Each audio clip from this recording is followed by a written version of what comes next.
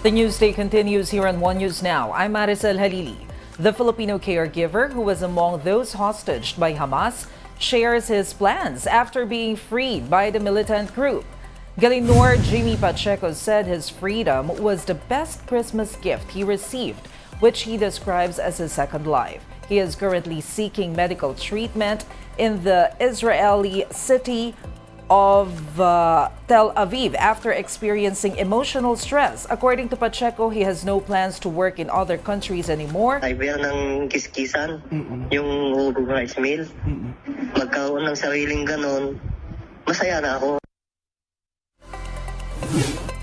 Meanwhile, Hamas releases more hostages on their second day of truce with Israel. At least 17 victims were released on Saturday, 13 of whom are Israelis and 4 are Thailand nationals.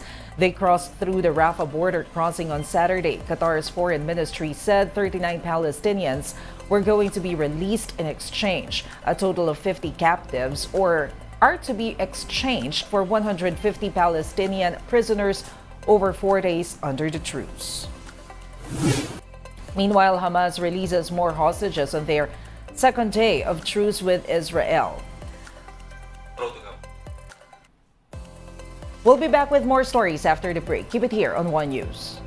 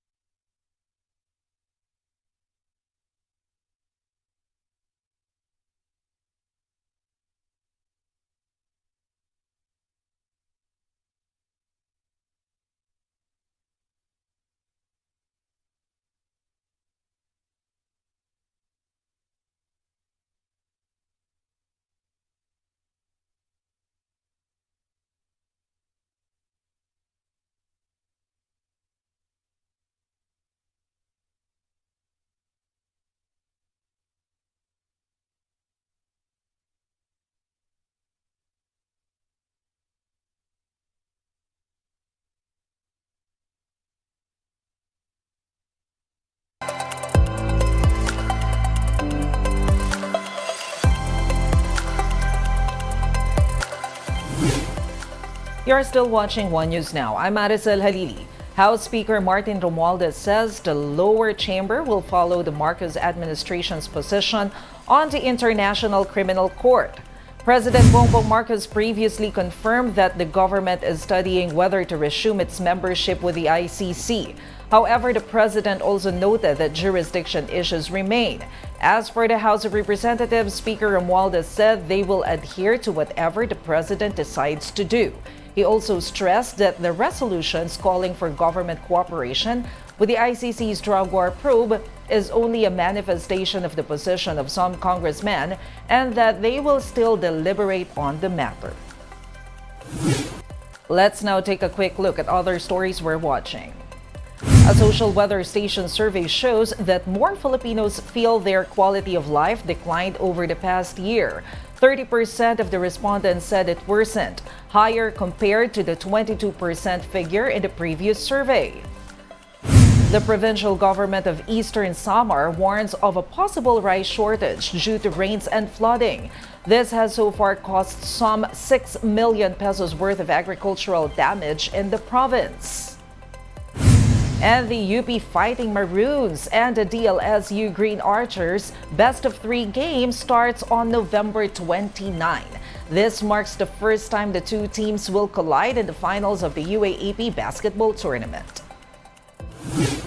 And those are the top stories of the hour. Join us later at 2 p.m. as we continue to monitor the day's biggest stories. I'm Maricel Halili. We are One News.